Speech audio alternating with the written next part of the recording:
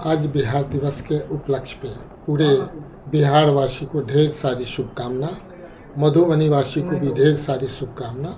चूँकि बिहार दिवस के बाद निश्चित तौर पे हम लोग अपने आप को जैसे मैरिज डे, बर्थडे या कोई भी ऐसे दिन को हम लोग अपने आप याद करते हैं तो लगता है कि जिस समय जब जो हमारा उस समय का बिहार जो कहीं ना कहीं बिहार, बंगाल, उड़ीसा, झारखंड यूनाइटेड उस समय हुआ करता था। और जब से जिस दिन से बंगाल से ये अलग हुआ 1912 में, तो निश्चित तौर पे उसी समय से और हम समझते हैं कि लगातार इस बात की चर्चा होती है और जो अपना दृढ़ संकल्प होता है लोग अपने आप को मनाते हैं। लेकिन मेरा मानना है कि इस वर्ष बिहार सरकार को अगले 50 वर्ष तक का एक प्लानिंग करनी चाहिए। चूँकि हर एक बार लोग हमेशा जीतते हैं 5 साल, तो आगे चल कर के क्या होता है कि जो भी सड़क है, बिजली है, पानी है, जो इंफ्रास्ट्रक्चर है, वो इंफ्रास्ट्रक्चर के हिसाब से जिस समय बिहार झारखंड बटा था, तो बिहार झारखंड बटने के बाद 1,82,000 करोड़ का उस समय हमारे आदरणीय लालू प्रसाद जी ने डिमांड किया था कि बिहार तो एक तो चाहते थे कि हमारे शरीर का 2 टुकड़ा हो जाएगा, हम बटने नहीं देंगे। लेकिन जो आप जानते होंगे, इस पर डिटेल पॉलिटिक्स की बात नहीं है, हर एक लोग जानता है कि लालू जी नहीं चाहते थे, लेकिन इसके बावजूद भी बटा। क्योंकि उस समय का जो सरकार थी वो चाहती थी कि वो बनानंचल के अथी से वो डेवलप हो, और हो सकता है उनका अपना कोई पॉलिसी हो, लेकिन इक्वल मैंने फ्रेट पॉलिसी के चलते पूरा यूनाइटेड बिहार बर्बाद हुआ था।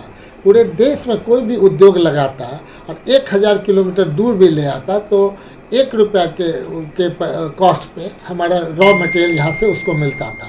हम समझते हैं कि बिहार के बंटवारा होने के बाद भारत सरकार को ये सोचना चाहिए थे कि यहाँ पे पूरे बिहार में 4 SEZ हो, स्पेशल इकोनॉमिक जोन्स हो, ताकि वहाँ पर जितनी फैक्ट्रियाँ खुलेंगी 15 साल का टैक्स हॉलीडे मिलेगा। उससे बिहार का जो पलायन है वो रुक जाएगा, गरीबी दूर हो जाएगी।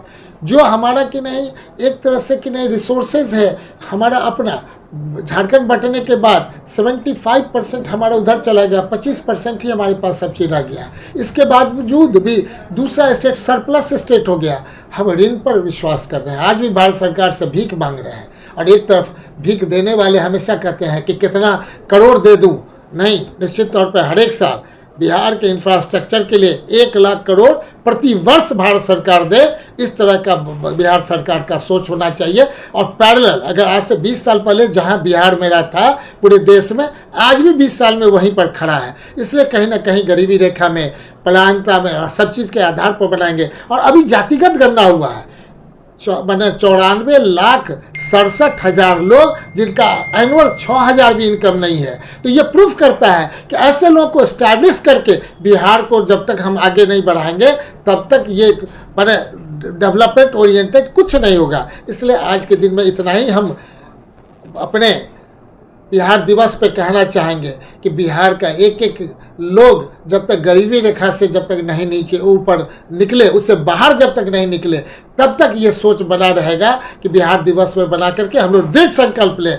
और हर एक लोग पूरे देश में बिहार के लोग एक एक व्यक्ति सबसे ज़्यादा मेहनती भी हैं और सबसे ज़्यादा बुद्धिमान भी है, केवल उनको एक बार तराशने की ज़रूरत है। तो सरकार से अपेक्षा है कि सबों को समय पर तराशें, चमक लावे और बिहार को आगे चमकाने का प्रयास करें। देखिए, विशेष राज्य के दर्जे की मांग काफ़ी दिनों से की जा रही है, लेकिन बीच में फिर ठंडे बस्ते में चली गई। इस पर क्या कहना चाहेंगे? इस पर देखा, नीति आयोग का जो सोच है, भारत के प्रधानमंत्री जी से भी हमने आग्रह किया था और लगातार ये कह रहे हैं। अभी वित्त आयोग की भी बैठक हुई थी मौरिया में, और उसमें भी हमने 10 पॉइंट को रखा था, अपने मधुबनी के लिए अलग और पूरे बिहार के लिए अलग।